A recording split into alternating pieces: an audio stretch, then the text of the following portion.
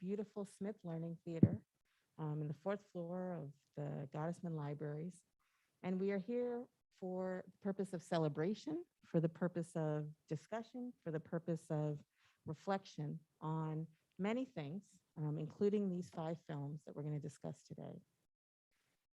I am also here on behalf of the Digital Futures Institute, which was launched in December of last year. And it was envisioned as a hub to spark digital innovation in the areas of pedagogy, research, and public engagement. And we're so happy that these 4 colleagues who are sitting around here with me, and Michelle Trochet, who we'll talk about in a minute, agreed to take us up on an invitation. They agreed to take us up on an invitation to not only reflect on the past year, on the pandemic, on what life has been like, but they took us up on an invitation to do that on video in the form of a series of short films. And where they took us was on several journeys of inquiry, of learning, of reflection, and truly of education in the broadest and most Deweyan sense of the word. You're going to experience some of those glimpses today, those of you who are here in the studio audience with us, and those of you who are watching from home. I want to introduce my colleagues, Sonali Rajan, who is a professor of health education, Pam Koch, professor of nutrition and education, Jackie Simmons, who is a professor of curriculum and instruction, and Nathan Holbert, who's a professor of technology and education. And we are missing Michelle Trochet, who is in the Department of Biobehavioral Studies. I want to say one last thing by way of thanks, that we not only had these 5 faculty who gave of their time and energy, we also had 2 other groups that we want to thank. We want to thank Tony Hillary, who is the founder of Harlem Grown here in New York City, who you'll see featured in Pam's film. We want to thank the Lonsberrys, Elizabeth and George, who participated in Michelle's film about telehealth. And we want to thank Nathan Holbert's family, who was featured very wonderfully in a film about reimagining learning environments. I want to end with a few thanks to our home family here. We have an incredible media team and innovative spaces team. They're not limited to, but they include Jorina Ferry, Jennifer Lee, Malik Muftau, Anna Charles, Angelica Guarino, Mark DeVries, and Lucius Mongeau. And this team is an incredible team, and they envisioned this work, and we are excited to celebrate it. And we are happy to bring this to you here in Teachers College tonight. I'm going to now turn it over, I believe, we're going to start with a clip of Pam's film on food access equity. We have learned this year that our food supply is fragile. Those images of empty shelves in grocery stores from March and April 2020 are burned into our memory. The COVID-19 pandemic triggered serious breakdown in the steps involved in getting food from plants and animals on farms to our grocery stores. At the same time, we saw the number of people who lacked resources to get food soar. The response was swift. Government responded in many ways, one of which was to make school meals grab and go and open to everyone, both children and adults. This worked to quickly get meals to people precisely because there are schools in all communities. This was all put into place when we did not know how to be safe from COVID-19 and cases were rapidly rising. Why did we have this massive and rapid response? Because everyone needs to eat each and every day. We cannot take a break from eating just because there is an emergency. We need a food safety net to ensure everyone can eat every day, no matter what.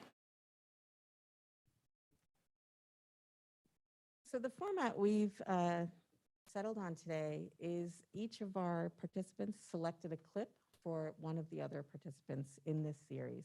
And today, Nathan's going to kick us off with a question for Pam. Hey, Pam, thank you very much for this excellent video. I think it's a great place for us to start, too. One of the things that really struck me in your video, you mentioned pretty early on that food insecurity is a collective responsibility, that this is not about individual choices that are being made. And later in your video, Tony Hillary, kind of repeats this, saying that we have this assumption often that there's those people, it's somebody else's kids. But in reality, COVID made it very clear to all of us that this was a systemic problem. And it is, it's a systemic problem. It's a really, really hard problem, but it's a problem that we absolutely have to be addressing and trying to solve. And so I wonder if you could, give us some advice or some suggestions about how, each of us, not just researchers and scholars, but people who are friends and who are neighbors of others, what can we be doing to start addressing this problem? Thank you so much, Nathan, and thank you for everyone being here tonight. I want to say, if you haven't gotten to see the whole film yet, make sure you do, because Tony is actually really great in it, and he wasn't featured in this clip tonight. So thanks again, Tony, for being part of this. So Nathan, to get to your question, I actually think one of the first things that's really important is to raise awareness that not everyone has food all the time. Maybe a lot of us in this room have never had to think about where our next meal is coming from, and have always been able to get foods that we believe would be healthy for us and healthy for our families. And maybe there's some people in this room who that's not, or watching online, that's not true for, that have struggled to get enough food, or do live in communities where it's really hard to get health promoting foods. And I think being aware of that, and then realizing for everyone who doesn't have enough food, it's because it is, as you said, a system problem. It is not individual responsibility. Many, many, many scholars write a lot about what it would be like if we had a rights-based approach to food. And so just imagine that for a second, that it was just commonplace that everywhere you went, there would be really good, healthy food. There would be culturally relevant food for everyone that was around. And it's just a really, really different way to think about it. So I think raising that awareness is really important. I also want to tell a quick story that was from the beginning of the pandemic. And I live in a building not a Columbia-owned building, but a building pretty close to Teachers College. And there was a woman who lived in my building. And we, the community, realized early on that she was not going to be able to get food. And she was older, and actually her stove we knew her stove hadn't been working. And what we did was we set up a schedule where someone in the building every night would cook a little bit extra for dinner and bring it to her. And she actually doesn't speak English, and I don't speak the language that she speaks, but it was not even through verbal communication. She was so incredibly appreciative of what everyone was doing. And as it says in the video, is there was actually a massive response because the problem was so large. And then eventually she got on the city program that was delivering food to homebound people. So she started getting food. And so then we eased off because we realized we could, because there was something in place. And so I think being aware of everyone who's around you. The other thing that's important and related to this is there is many food insecure Teachers College students, and I have met many of them. We have a food pantry at Columbia that was actually started by a Columbia student that's at Lerner Hall, and we have Teachers College students who are using that because they don't have enough resources for food. So I think everybody being aware that you may have people right around you that are smiling, are putting on their best face, and are not really sure where their next meal is coming from. I'm intrigued, Pam, to hear you say a little bit about sort of the connection between this really global issue and the hitting home piece. And I wonder if you could say something about what it was like to use this project to call attention to this issue. Well, thank you. That's a great question. I think, when I got the invitation, and as you said, we responded to an invitation, I really thought a lot about how, and what was said in the clip is because everyone needs to eat every day. Other things we could take a little bit of time to figure out in this new world what to do, but we didn't have that wasn't an option for food because people needed to eat. And so it ended up really elevating and putting a spotlight on a lot of issues that already existed. Truthfully, if we had had a really good system before and it was equitable and everyone had access to good food, it wouldn't have been such a problem. It was such a problem because there were so many people just on the brink.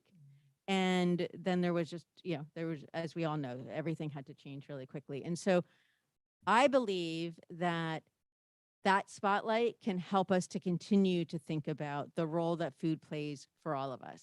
I actually believe this school year, almost every principal, probably around the world, has had to think more about school meals than they had to before. And it's where do students get their food? Where do they eat their food? That may be the only time they're taking off their masks. How is that done in a safe way? And I believe that our school meals in this country can become something that we are all proud of, and that is a really wonderful educational experience for children to learn about, model what we want to do. And that's the case in some places in the world. It's not the case in the United States yet. And I believe that that's something that can happen. So this gave me the opportunity to do that. Thank you. Oh, they said they would give me like 3 minutes before I piped in, so I think I made it 4. Well, I have known Pam for years, and I just so in admiration of all the work you do, and loved your video. And I was thinking a lot about not just the value of also knowing where your next meal comes from and how important that is, like just physically, but also the importance of how meals bring people together. And in the context of COVID, it was like the one sort of constant in having like routine, and eventually like we kind of expanded our little pod to include a couple of other families, and that became such a mainstay. Like our kids literally ground their week around like Pizza Friday and taco. I mean, it is so amazing how that routine was just so critical, particularly in the pandemic, in terms of just giving that. It was like calming, and there was something to that. And I just wanted to know if you had any like thoughts on that. Yeah, no, I think that was a really, really hard part of it. I know one of the things that I felt like, and I didn't even feel like I ate out that much, but I realized how much I missed restaurants, and I was doing probably what a lot of you were doing, which was getting food from local restaurants to make sure they could stay in business since they were doing things. And just like, this is the same dish that I love in the restaurant, and it's just not as good at home. And I wasn't a big takeout person before, but I think we hopefully will really all learn to appreciate what it means to eat in community. And since we're coming up on Thanksgiving, and maybe a lot of us didn't get to see people as much as maybe we'll be able to do this year for Thanksgiving, to really appreciate and really think about what it took to get that food to you, who prepared it, and to enjoy it together. So I think that's a really interesting moment to kind of pivot, because I think this idea of what are the contexts in which we gather was really put to the test this year. And when we sent out the call to say, is anyone interested in reflecting on this year? One of the things Nathan submitted was a project idea to say, you know what, it isn't just context of living that have really been transformed, but context of learning, right? So learning looked really different last year. So we're going to take a moment now to shift to episode 2, which is focuses on sort of Nathan's reflections on reimagining learning environments. And we're going to take a look at a clip from that piece, and then we're going to engage in some conversation, because I think what we're seeing is this kind of urgency and need to pivot with timeliness was something that was so urgently reflected in the way our children experienced what schooling has been like for the last 20 months. So I think we're going to play a clip from episode 2.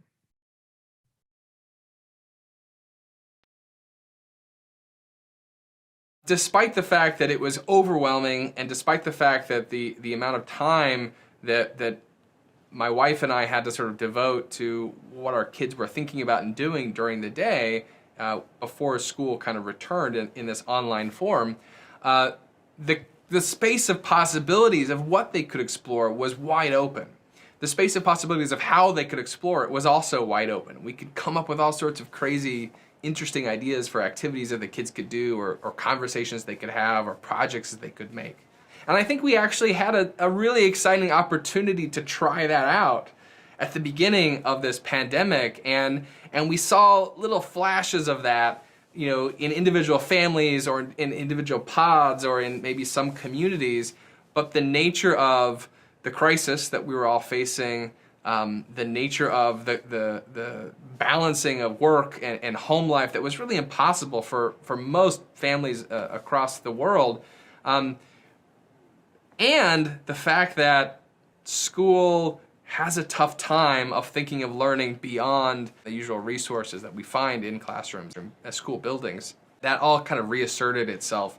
And so what we're left with when we think about online learning or remote learning is something that resembles a great deal kind of the more traditional classrooms that we find well before the pandemic, and unfortunately will probably return in full force once school returns after this is over. That, I don't know if that's pessimism or optimism or something in between, which is the liminality that we're all inhabiting these days. Before I turn it over to Jackie, who has a question for Nathan, I wanted to remind those of you watching at home that if you have questions as they're coming up, please put them in the YouTube chat. And for those of you who are here, keep those questions in mind, and we will hopefully have a chance to engage with them later. Jackie? Thank you, Aletha. And Nate, I loved your video so much. It was great to see your family so just together in that time. And I think it reminds us that there was a lot of togetherness, even though it was such a difficult time. There was a little lot too of much. togetherness. Togetherness. There was a lot. I really did appreciate this point about possibility, though. And it might be a little counterintuitive to some of the parents who actually struggled with having their children at home. But you know, there is something about rethinking learning environments that I find to be so valuable in your video. And I wondered if you could spend a little time just telling us about what you imagine. You know, what is that ideal learning environment? It's so funny. It's actually a question that I asked students at the start of the semester in one of my classes, and I asked them to think about who is there, you know, not just what the learning environment looks like, but who is there. You know, parents, teachers, students, what is there? What are the expectations? How might you rethink some of those really rigid structures that we seem to have fallen back into for the sake of getting back to normal? So what are you imagining could be possible? Yeah, so thanks for that. I mean, there's a lot that has been written on this, and there's a lot that each of us, I suspect, around the table feel about this as well, and have strong opinions. Certainly my research and the research that my students get to do is all about trying to ask that question and try to study that question. So, you know, I say all of that because one of the things that's worth remembering is that we actually kind of know what a good learning environments are. We kind of know what the right answer is to some of those questions. And some of those answers are the fact that we want the learning environment to be student-centered. It should be focused on the particular values and the perspectives and the interests and the passions of the young people that are in that space, in that learning space. It should be a place full of, you know, diverse materials and tools that can each kind of represent different ways of thinking and different ways of acting. It should be a place where there's just tons and tons of human support, you know, not just teachers and educators that are trained and professional and understand, you know, what good learning is and understand how to arrange those good learning moments, but also peers of all ages, not just peers that happen to have been born around the same time you were born, right? So we have a lot of those answers. We have a lot of those answers, but the ways in which schools are structured, we get so caught up, even though we know the right answers to these questions, we get so caught up in the structures that exist and the expectations that we think schools should have, right? The fact that it needs to fit in these four walls, that if the fact that, well, the tools I have available are desks, they're whiteboards, right? They're markers, there's books. You know, we have a difficult time thinking outside of those, even when we know what's best here.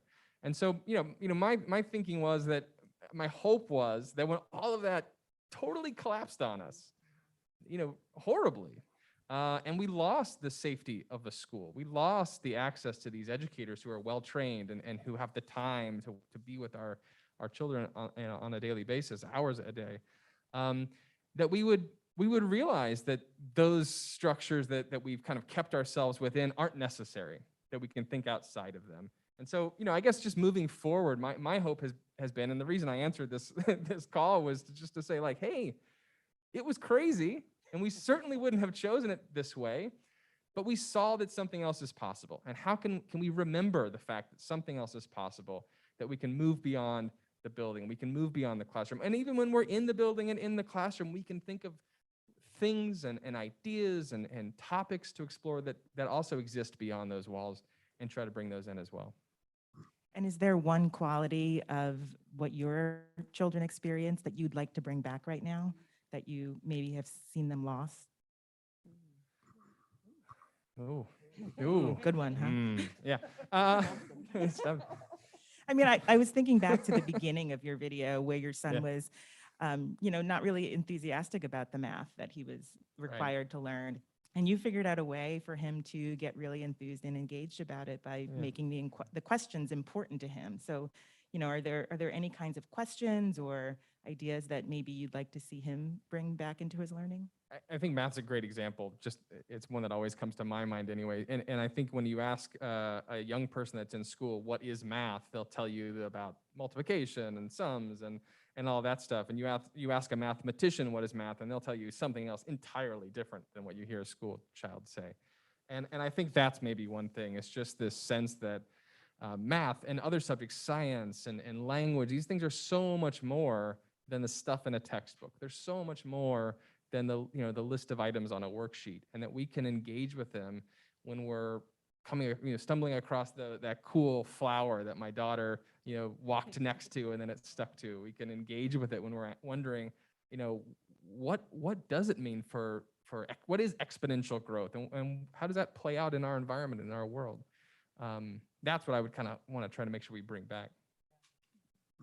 I'm curious maybe to bring it back to family meals maybe. It is, how do you now talk differently about their school day now that they're back in school after that experience?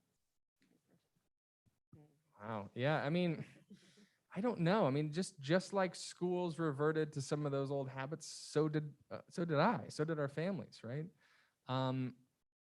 I'm fortunate enough to think about these kinds of things all the time, and so we're often talking about, what are you interested in?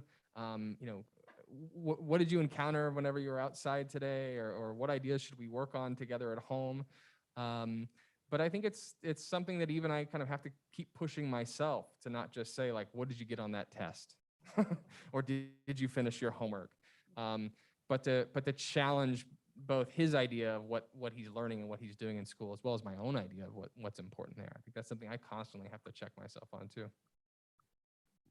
So I want to build on Pam's question, because it's one of the things I was struck by in your initial response to Jackie's question. You ended sort of with, the pandemic kind of revealed maybe what's possible, right? And Emily Dickinson's beautiful quote of the possible slow fuse is lit with the imagination, right? Like what sustains the possible?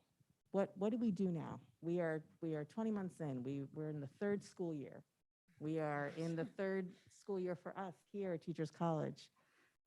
Second graders have never had a normal school year. Some of our master students here at Teachers College around the world have only experienced online education for their graduate studies. What sustains the possible? Well, I was thinking about the ways in which, even whenever I'm trying to, engage my kids in some thing we might call learning, we so easily kind of fall into where does this fit into the school day? Where does this fit into which subject you may have had? And I think, but I also recognize that as a parent, and those of you who are parents, online or here, like, that you're also really good at helping your kids learn stuff, and you're constantly teaching them things, or you're constantly talking to them about things that they're interested in, sometimes when you don't want to be, but you're always, it's just a part of kind of how you are. And I think a mistake that we often make is thinking, I'm not a teacher, I don't know how to teach a kid, I don't know how to make sure they're learning about math, I don't know how to engage them with science. Their teachers know how to do that, but I don't. But I think we just need to remind ourselves constantly that we do know how to do this, and that learning is learning. It doesn't matter if learning is happening in a classroom or a school, or if learning is happening on the playground, or if learning is happening, just as you're sort of looking up at the sky, during the day. And to sort of free ourselves from this expectation that we need to think of learning as a school thing, and instead just be looking for moments around us. And so as what can sort of sustain that, what can kind of motivate that, is just being aware that we're already doing it all the time, and to embrace it and to get excited about it, and to sort of just follow where that will lead. I'm gonna take moderator prerogative here, because the connection that I think is so interesting about what you're saying, that connects to me about what Pam was saying about the timeliness and the quickness with which people pivoted to be responsive to this urgent need. And I'm thinking about what families had to do, either out of need or affordance of time, and thinking about what does sustain the possible. And I think the other piece that you kind of raised, you talked about the materials, right? Like what's available, how do people's roles get reimagined? And I think I'm gonna sort of slowly shift us now, because I think this idea of what are the conditions that inspire different ways of being, I think is so readily evident in Sonali's film. And, one of the things that we saw across these films, and it's highlighted very much in Sonali's, is what are the conditions of connection, the conditions of being in contact with people, the idea of being with and being co-present. And so we're going to watch now a clip from Sonali's film, and then we're going to hear Pam raise a question for her.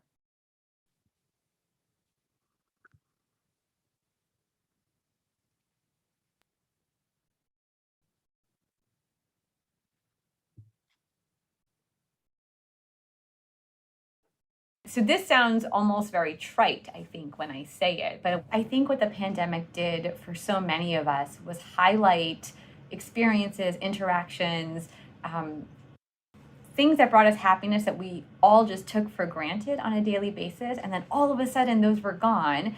I live actually in the Teachers College neighborhood. My family and I are embedded in the Teachers College community that goes outside of just the TC buildings. And so, for example, I'll be walking my son to school and I'll run into one of my students. So there's all sorts of opportunities in various ways to just build connection and, I think, important relationships with our academic community. I think the informal interactions for me pre-COVID, I had never actively thought about until they were gone, but just the way in which students, would pop in and out of my office to borrow a book or to grab a snack, or they need a form signed. You have these moments to just connect and think. To have the ability to have these informal interactions allows us to just cultivate those relationships. So at least for me, it feels very organic and also really important. Wow, what a clip. And, I want to actually connect this to Nathan's as well, because you said, which was true for all of us, whoever was our family or whoever we were with, and some people weren't with anyone, we were with a lot. And yet what we missed was those really small connections. And the editing of that is incredible, that, it really showed what we missed. So Sonali, now that we're back to being together, what do you think, how can we hold on to that appreciation of the small moments? Because I see myself losing that appreciation as we're back to some sense of normalcy. So how do we hold on to that and keep that sense of appreciation? Okay, well, thank you, Pam. I just have to say that, so when I first told my husband about this project, I didn't even give him very much context, but I sort of briefly described it. And without missing a beat, he says, well, you're going to talk about how much you miss people. And I was like, well, that is 100% accurate. I think it's very interesting, actually, Pam, that you're feeling that you're sort of taking some of this for granted. And I will say, I don't know if it's because, so I have a 6-year-old, and I don't know if it's because he just got his first dose and we're slowly kind of emerging our world a little bit beyond what it has been for a very, past many, many months. but I still feel a little bit like some of those, like, honestly, the fact that we are all here feels a little like surreal sometimes. And I ran into one of our colleagues just like the other day. I was thinking about this when I read your question earlier, but one of our colleagues who I've, known here and worked with for a long, long time. And he had just found out, this was on Monday, he had just found out that his granddaughter was born, like literally just hours earlier. And I happened to run into him, and he like brings out his phone and shows me pictures, and it was like this 3-minute interaction, but just like all the joy of sharing, like what a beautiful moment, right? To share that kind of in this very like informal interaction in our hallway outside of my office. Or I had a student last week who submitted this like application for this fellowship, and she was like nervous, but also really excited about it. And like, she kind of just popped into my office just to share, like, again, like 30 seconds, just to tell me she had submitted it, which I was like, oh, I got to celebrate that like little moment with her, which was so nice. Or like going out to dinner. I was out to dinner like a few weeks ago with some of my like friends who are also my very good colleagues. And I did have a moment even in that meal where I was like, oh, this is like so great. We are here and we are together. And so I am definitely still like, and I had a lot of togetherness. Like my 6-year-old is like with me. I mean, the fact that he's not here right now is sort of shocking. The fact that he wasn't in Nathan's video is sort of shocking. So there was a lot of togetherness. And that was all very good. But I feel like those informal, both the intentional and sort of the unintentional ones, I miss that so much. And I think I was thinking about sort of the why of that. And there's lots of reasons why, of course, just, the nature of like being in this very stressful situation and everyone juggling a lot. But I do think that kind of like those sort of interactions that we have with one another in person, I think that humanizes academia in a way that I think gets lost when people sort of think about what academia is, which is like chasing the next grant or the next paper or the next analysis, which I'm like, all of that's super important and I care about a lot. But I feel like the people who you do that work with, or the people who you get to talk about these ideas with, I feel like that matters. Like, I think that's like the most important thing. I think about this op-ed piece that Lolita, Nathan, and Paolo wrote like a few months ago that literally emerged out of like being able to sit around and eat pizza with our kids. And like, it was like there's like kind of informal conversations that like led to this like op-ed we ended up writing. And I think part of what I talk about in the video is also how generative those spaces like that, those moments can be. I think the work that I am personally most proud of has come out of those kinds of conversations, but also out of the relationships that have been built out of those interactions. And I feel like that just losing that for like as long as we did just felt like, for me, it felt like such a loss. So the fact that we're having that back to some degree has just made me very happy. So.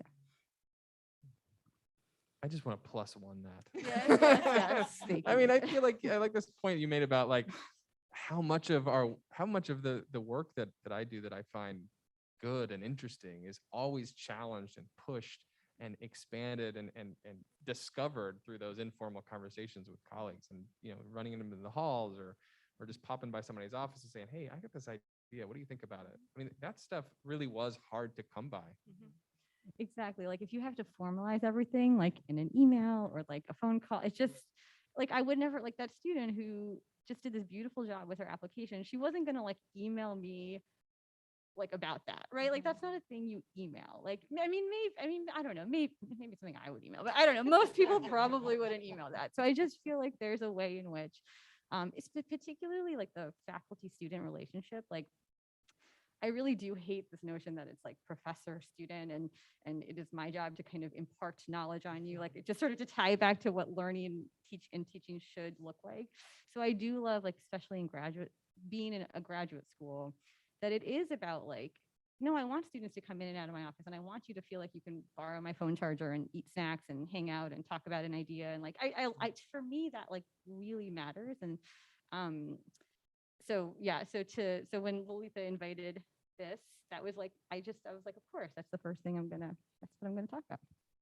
I mean, I think one of the things that probably all of us are really thinking about is the students that started last fall that we had to only get to know through planning a Zoom and planning everything together, and really trying to make them feel super, welcome and part of the community. now and showing them that, and they didn't even literally know how to find our office. And, I think there's a lot to do there to say, we realized you missed that year of the informal piece of that ends up being the chit chat that makes us all feel really close. Totally. And I feel like I think that's happening here, like as faculty and scholars and members of like an institution of higher education, but it's happening in other spaces too. I mean, my 6-year-old, who is wired just the same way I am. So, the joy he has at like going to school and being with other kids and teachers. And I really appreciated the way his first grade teachers are sort of considering. The last normal school here he was 3 years old, which is like literally half of his lifetime. So it is kind of wild to think about. I know it is wild to think about now him entering a first grade year where he's getting to see teachers and friends on a consistent basis and what that looks like and how you make sense of it. And so I think it's happening in lots of spaces and in lots of ways. And I do feel like part of the, I don't want to say post, I don't know what we're in post-COVID. I don't know, second half of COVID, whatever. I do feel like part of this time, at least for me, feels like making sense of that in my world and his world. It's such an important reminder. And Pam, when you talked about TC students who, only started in the pandemic, so we maybe only met them online, I thought of a student who asked me for a reference letter. And, she made an appointment for office hour last week. And, I'm looking at her Zoom and I said, it looks like you're on campus. And she said, yeah, I'm in Russell Courtyard. And I said, what? I'm coming over there. I left my office and I ran over there so that we could hang up our phones and meet in person. And, she looked nothing like I had imagined because everybody looks different on Zoom. But it was a reminder. She was only, 2 buildings away, a 5-minute walk probably through the campus. But I think we kind of forgot how important it is to have this one-on-one connection. I did that to one of my doctoral students a few weeks ago. I was like, wait a minute. You're like 100 feet away. So we're just going to meet. I'm still surprised to discover that they're full-sized human beings. Whenever I meet them in front, I'm like, whoa. It's not just the upper half of the.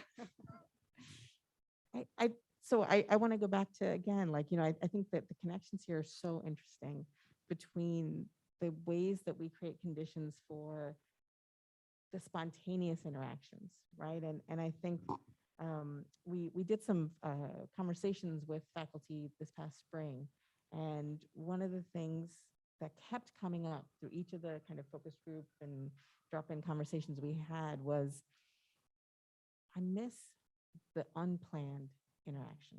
Yeah. And I think for those who aren't, I don't think that's true just of the university setting, but it's especially true, I think. And so, one of the things that Nathan and I were talking about in that op-ed discussion was that kind of frenetic energy with which some people were opining about this being the great ed tech experiment. Yeah. I will resist the soapbox. I know I've Send opened the up op-ed Pandora's around for box. everyone to read. And there is a role for ed tech to play, right? Like there is a role for technology companies to play. But I think what this conversation shows, what these films show, what I think our experience, both the children's experience and our students' experience shows, is that it's not an either or. It is very much a both and conversation. And we have to have the imagination to think beyond the kind of existing categories to really push people to consider, how do we put these two pieces together? The sort of exigency with the kind of unpredictability, right? How do we get both of those pieces together? Do you want to say something, Sonali? No, Oh, I'm waiting for Nathan. We were going to argue about We this were. earlier, but now No, you there's just- there's plenty of time. We can argue. to Nathan has, argue. Nathan, Lalith, I think there are people who I was lucky to see consistently through that. I will just say that I think that there was a lot of togetherness, but I think also that that was also very sustaining. Like the few people we were able to interact with, I think also was like remarkably, just very helpful in lots of ways. So anyway, No, I was just going to say, like, I think the other piece that I'll connect, and we're going to watch a clip from Michelle's film now, is that n- there was real significant advances in the use of technology to support access to health, right? And so we were really lucky when Michelle responded to this invitation that we put out to the community, and she wanted to create call awareness to the role that telehealth has played. She brought awareness, and she brought to people who've benefited significantly from this experience of being able to access health, access medical professionals through advances in technology. So what we're going to do is we're going to first thank Michelle for participating in this. We're sorry she can't be with us today, but we are going to take a clip. We're going to take a look at a clip from her film. Because of the pandemic, many of us have experienced the feeling of needing or wanting to see a physician or other healthcare provider, but feeling that the risk is just too high to do so in person. And for many, that feeling is not new. For example, people with diseases that make it difficult to move around or which compromise their immune systems have always had to worry about the burden or even health consequences of going to the doctor. The major uptake in telehealth during the pandemic has also served as a necessary catalyst for increased research related to telehealth. Our lab is one of those groups now researching telehealth. We and many others have become particularly interested in the reliability of assessments via telehealth, their validity as compared to in-person services, and the feasibility of providing treatment which is comparable to in-person service via telehealth. How do we ensure that a modality which may have the possibility to increase access to quality healthcare does not actually result in greater healthcare inequity? And although it seems pretty straightforward, you have a phone or a computer and ta-da, you have great telehealth care, the reality is that we know there are plenty of barriers. So we want to thank Michelle again for working with us to produce this film. And we're gonna pivot from this kind of broad question of kind of creating channels and conduits of interaction to a film that takes us on a meandering journey. You know, Jackie responded to us and she said, I think I want to make a film just about wandering. And it turns out that wandering took us all kinds of places. So we're going to take a look now at a clip from The Value of Wandering that features Jackie Simmons.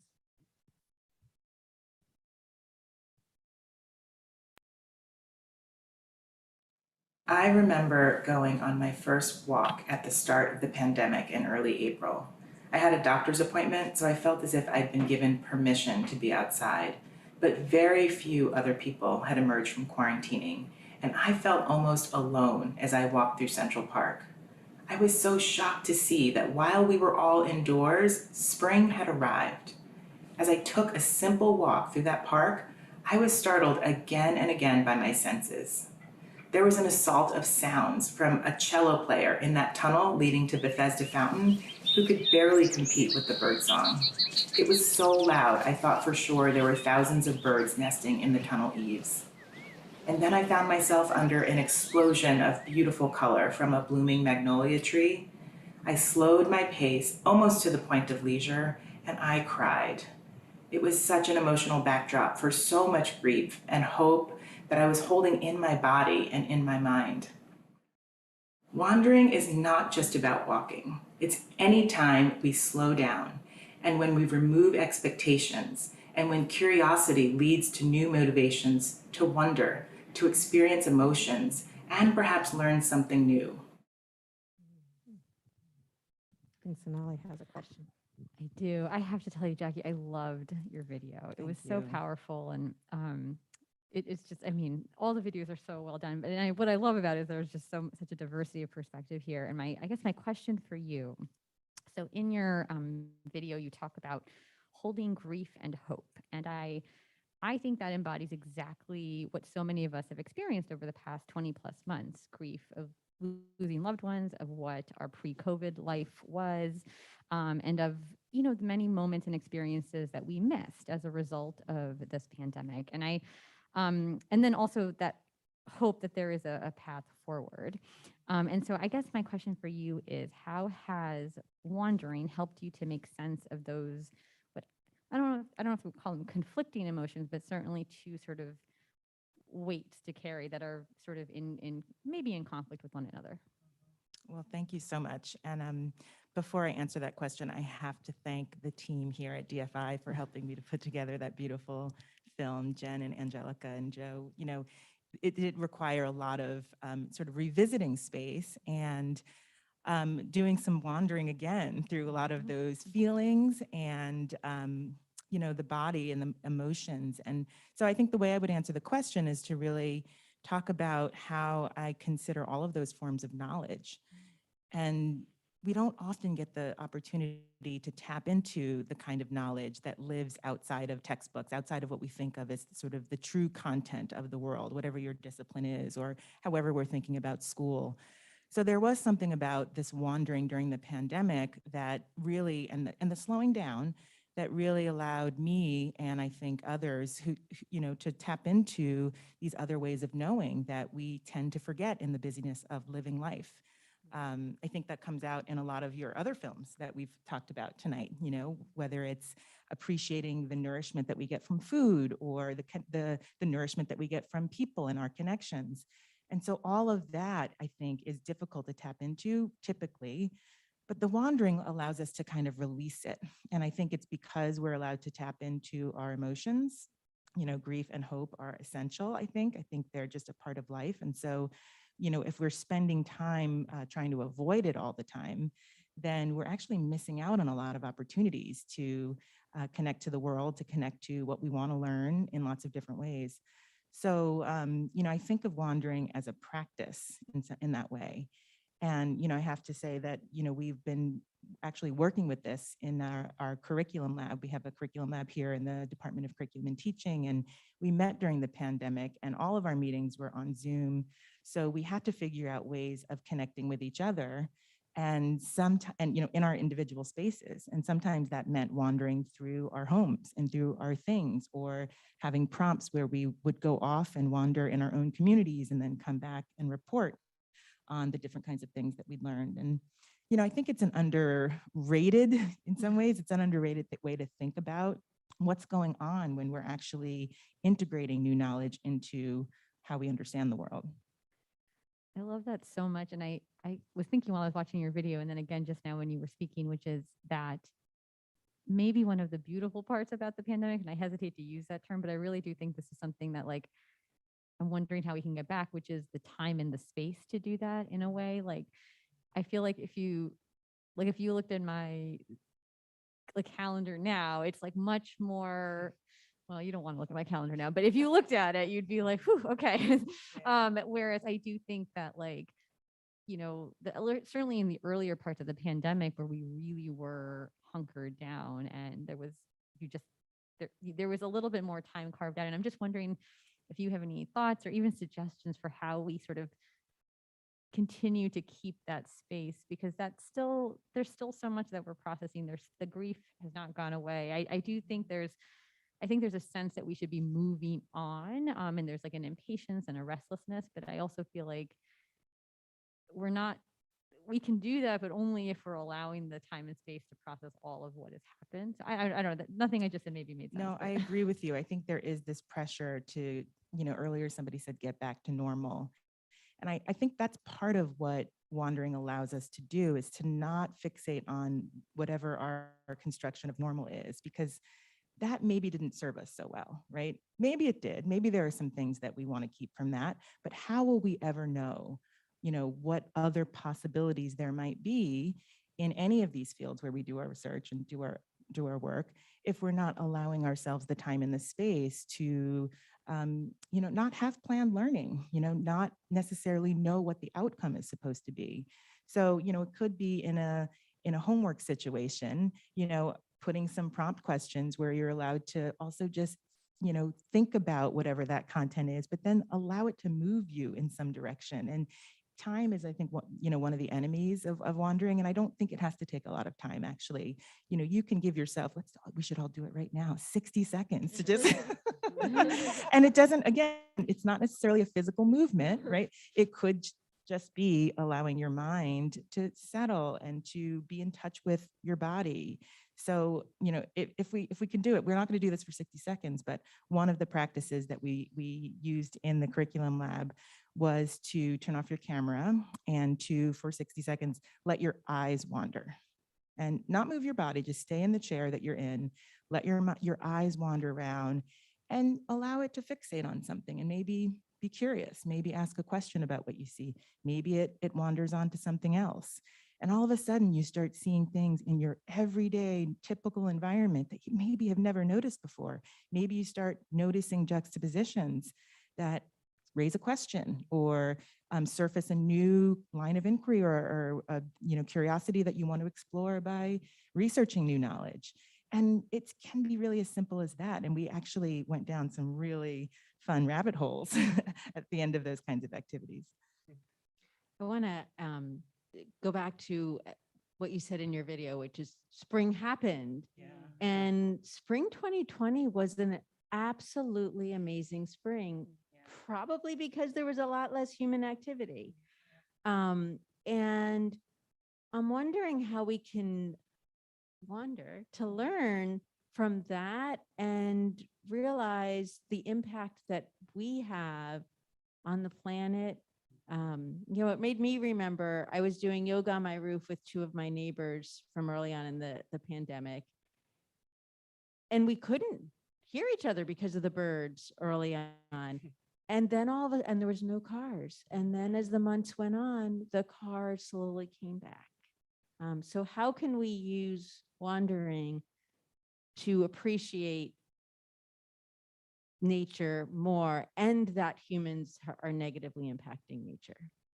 Yeah, I think that's so important. I think for me, I really leaned into the senses and really paying attention to not just the sound, but the color and the quality of the color and, the variety of different, species of living thing that is not in my home, right? Not in the walls in which I was confined during the pandemic.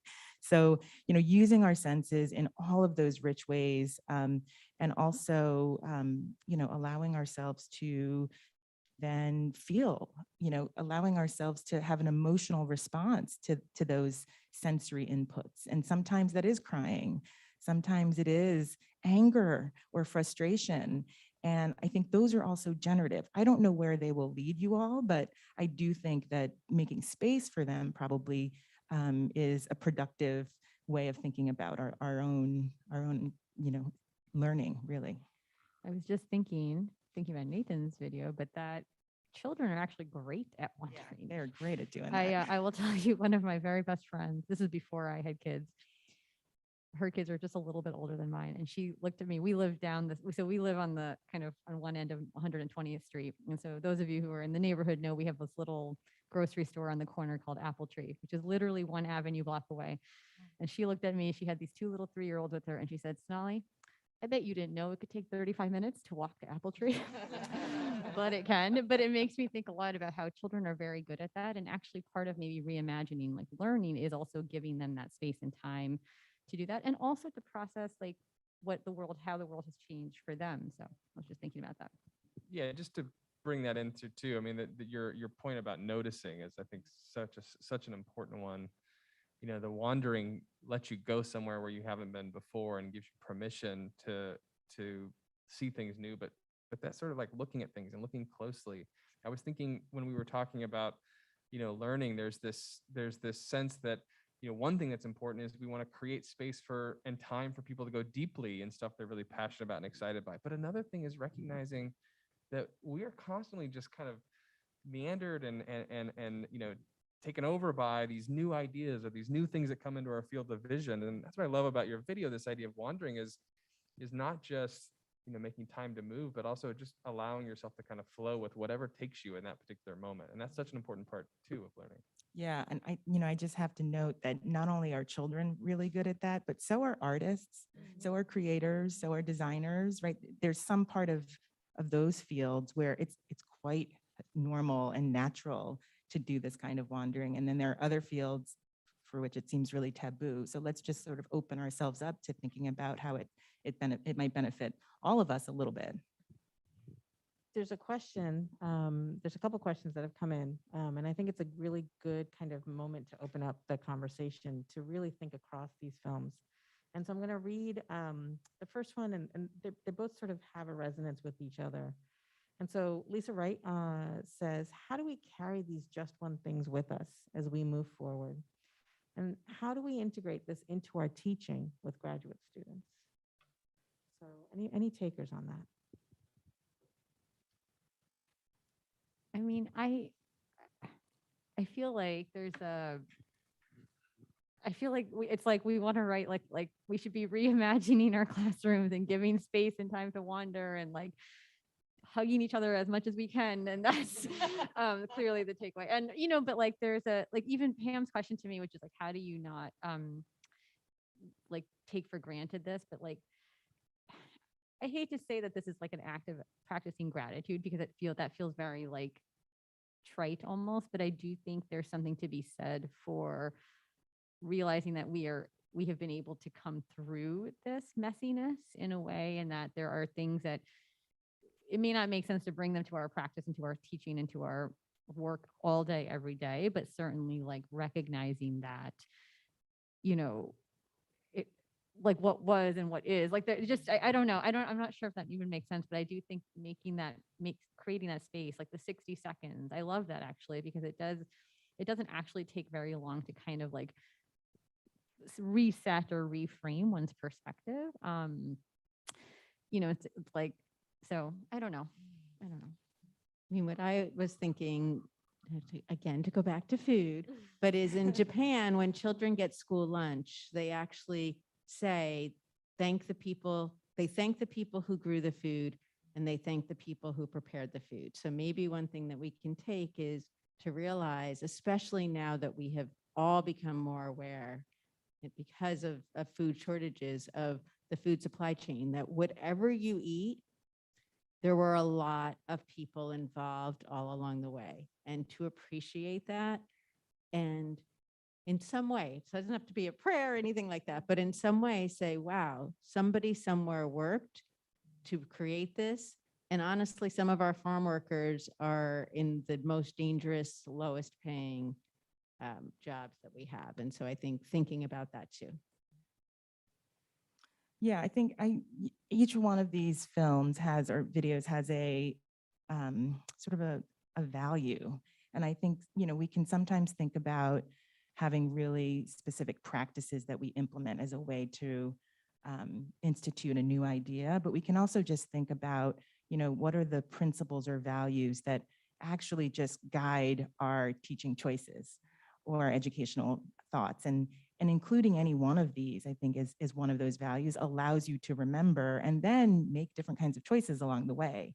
So if I'm sort of remembering like the value, let's say, of this personal connection, then it gives me something else to orient around when I'm planning the next activity on my Zoom class, right? That, okay, it's not just about getting this content out, but how am I going to make sure that we are also building or maintaining that personal connection, right? It's just a touchstone. That's how I think about each one of your films.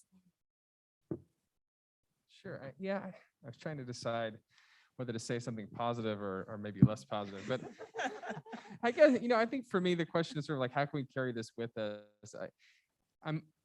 The point was raised about there's a tendency to sort of want to move on and try to quote unquote go back to normal, but I just find that impossible to fully do. I feel like, I feel like what I want to say is that we do need to kind of stay angry about this kind of stuff a little bit, or stay aware of it. I was thinking about wandering, and whenever I was doing wandering as well, as we all kind of needed to. And I remember walking by the refrigerated trucks and being like, what the hell? And walking by the tents in Central Park. I mean, we need to stay kind of angry about these things. And we need to recognize that, food security matters. We can't go back to the way it was before. The connections to people matter. We can't take those for granted. All of these points that you guys raised, I think we need to sort of keep anxious about them. We need to keep sort of angry about them. We need to keep, challenging ourselves. And I hope we do. I think it's going to be hard for me to imagine not, but So here's a question that really resonates with something that I've been wanting to ask you all, but Patricia, who's our colleague here, Martinez Alvarez, asks in a much more elegant way. First, she says, thank you for these wonderful videos and the discussion. Thanks, Patricia. I wonder, she says, were the videos vehicles to understanding your own experiences as scholars and as human beings during these difficult pandemic times? It's really a question about the medium here and what the experience was. Yeah, let me hear it. So I haven't talked about this yet here, but I do talk about it in the video, which is that the in-person connection of doing the so I think there's a lot of us at TC and other places who do we're all studying really challenging, sad issues, or difficult issues, and whatever it might be, on issues of social justice or anything that we're looking at. It's inevitably, I think, going to be challenging here. And the nature of the work that I do is it's sad, it's traumatic, it can be very dark, for lack of a better term. And the ability, and so this is in the video, but the making of the video helped me articulate this in a way that I hadn't been able to before, which is that the ability to do that work and to do it in a way that doesn't like consume you, right, constantly, is entirely because of the sort of the personal connections I have and the collaborative nature of my colleagues who I do that work with, in that they are colleagues, many of whom are here, are who I can process with, right, and reflect on something with, or make sense of a data set with, or think through something that is, again, just really challenging and hard. And I think that for me has always been there and present, but like the value of that, I don't think I had ever really spelled out in such a specific way until we made this video. And I was like, poor Joe's interviewing me for this video, and I'm just crying to Joe on the phone. Thank you, Joe.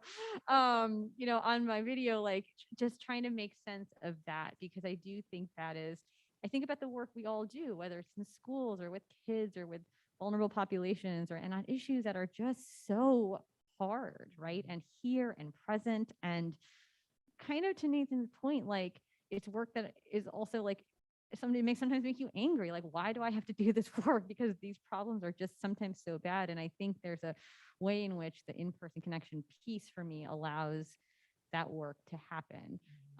So for sure, Patricia, beautiful question. And 100% I felt that in the process of doing this. I felt that as well. And I would definitely agree that there was a lot of processing going on. I think I probably fully cried through one whole take. And then we decided not to use that one.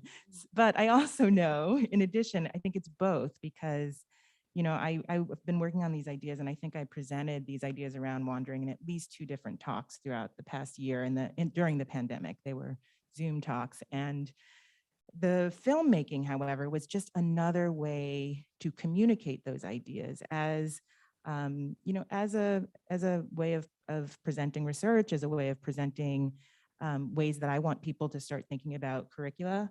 And so I think film is actually a really useful modality for curriculum. And so there is a lot, I think, that's communicated through each one of these pieces that, sure, you'll probably also read about in a research paper, and you'll probably also hear about in a lecture.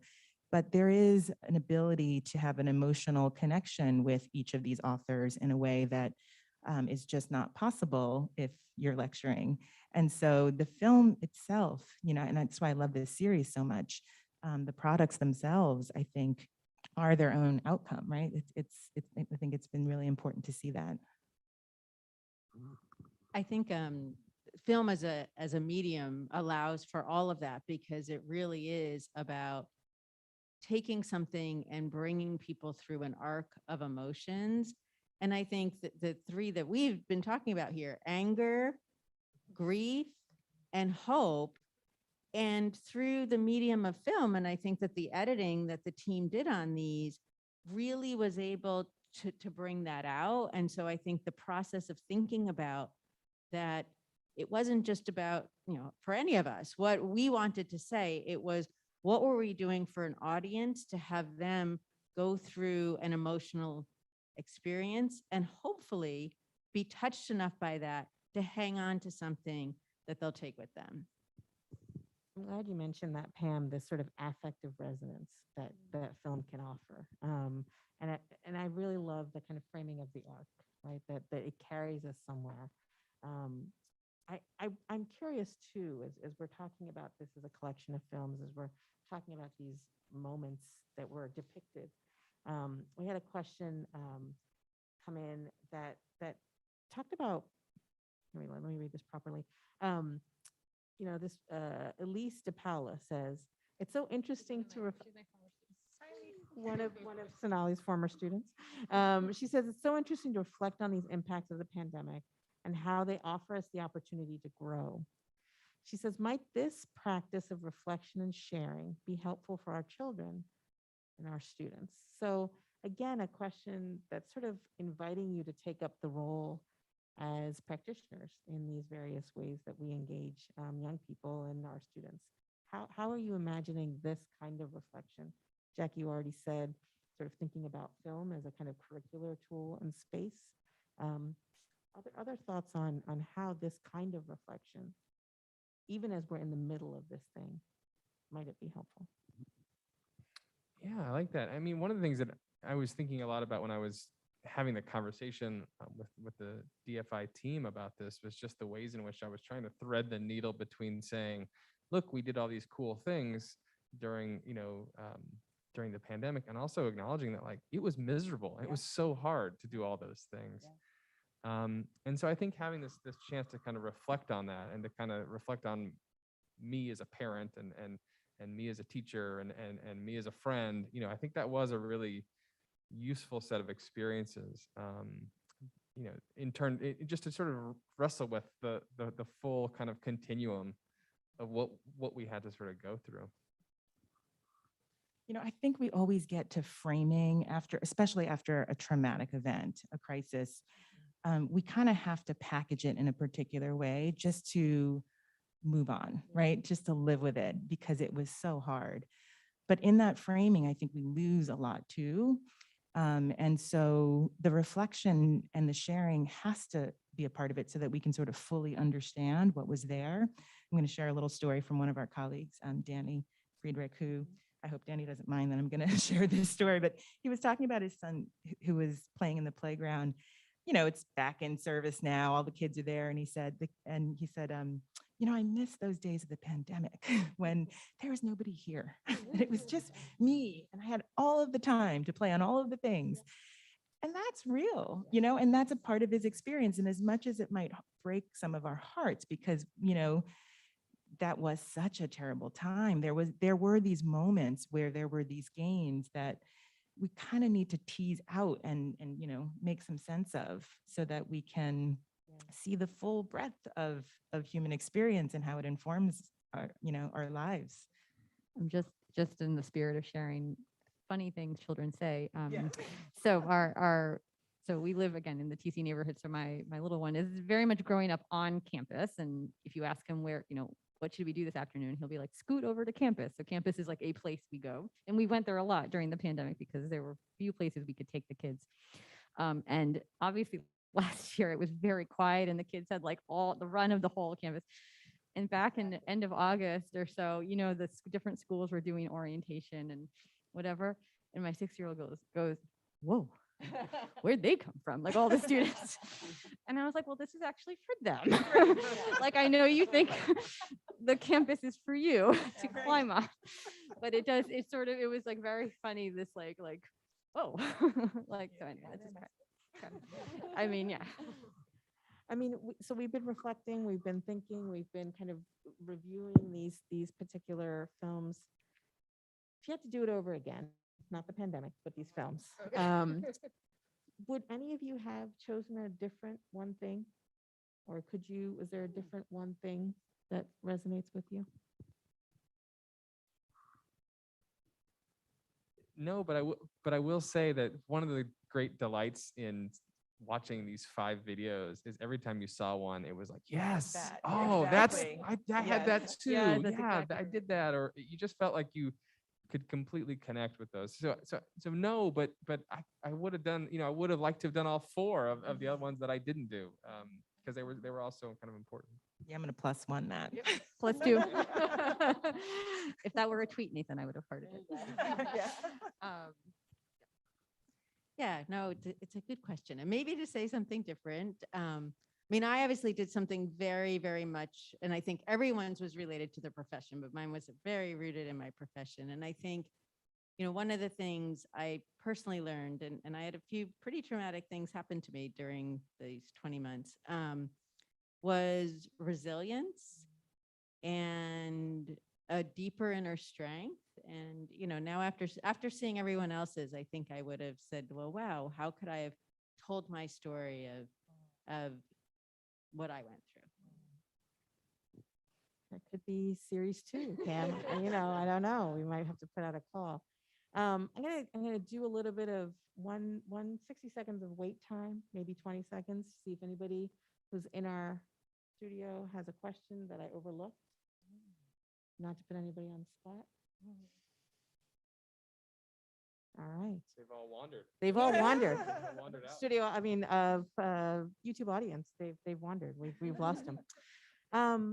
So listen, thank you all for being here, for sharing your reflections, for your sharing your insights, for your sharing your families and friends with us. And I am really struck by what the visual medium can do.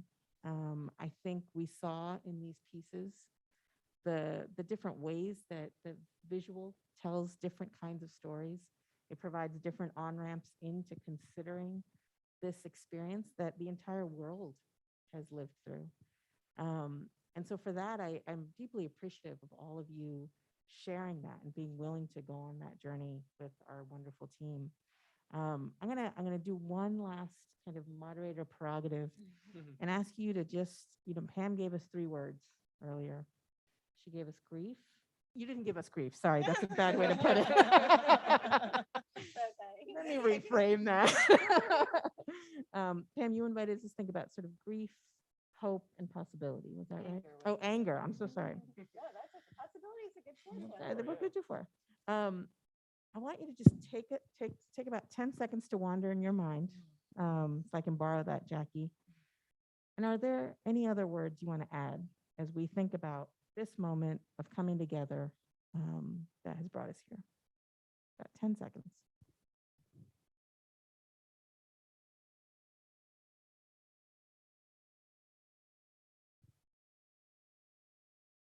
Okay, I'm gonna call on people. Sonali. Okay, I'm gonna say something that's ridiculously cheesy, but I think the word is love. Like that is like what has literally gotten me through, like love from friends and from colleagues and from students and of course from our families. But like that's, now I'm gonna cry. But that's like literally like that's like, oh, you knew this was gonna happen. I'm done.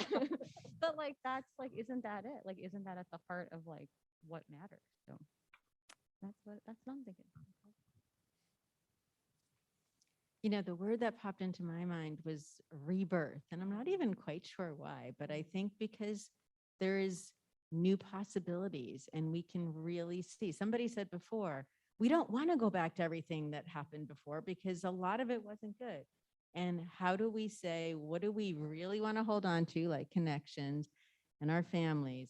And how do we say, what can we change?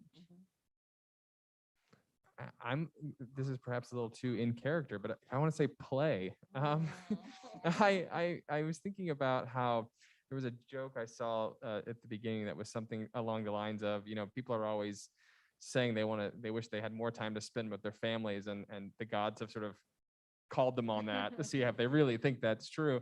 There was so much time that we spent that, there was just first month for sure that it was just me and my wife and my 2 kids in a room, constantly together. And we played so much. We played all these different board games.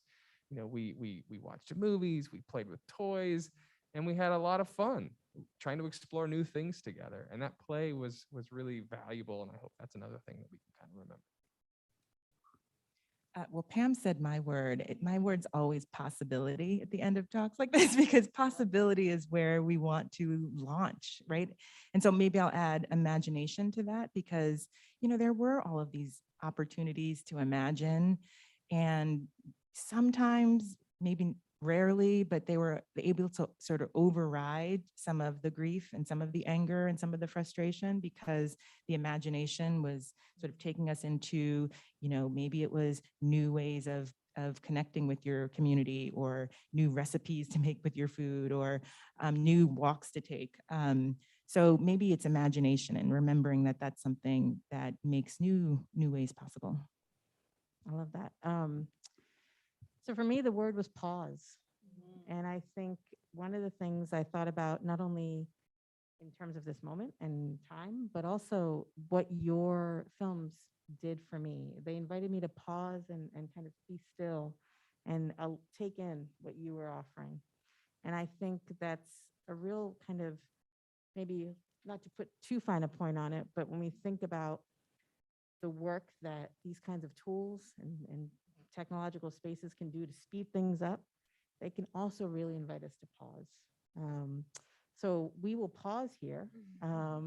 Those of you joining us on YouTube, thank you. We are pausing, but there will be more for you to engage with us.